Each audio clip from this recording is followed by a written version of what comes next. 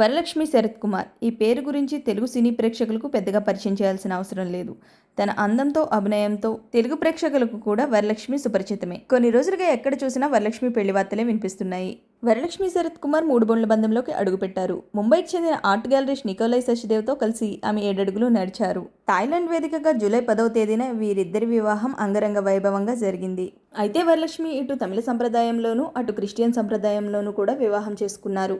అతి కొద్ది మంది ఫ్యామిలీ అండ్ ఫ్రెండ్స్ మధ్యలో వరలక్ష్మి వివాహం జరిగింది.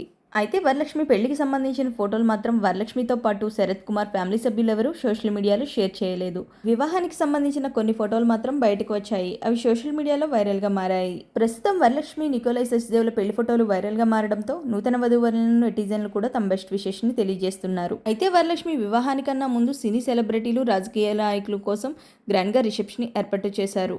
చెన్నైలోని తాజ్ హోటల్లో ఘనంగా రిసెప్షన్ కార్యక్రమాన్ని జరిపించారు. ఈ వేడుకకు తమిళనాడు సీఎం స్టాలిన్తో పాటు పలువురు ప్రముఖులు హాజరయ్యారు. వరలక్ష్మి పెళ్లికి సంబంధించిన ఆ బ్యూటిఫుల్ ఫొటోస్ని ఈ వీడియోలో మీరు కూడా చూసేయండి. ఈ వీడియో కనుక నచ్చితే do like, share, subscribe. Thanks for watching.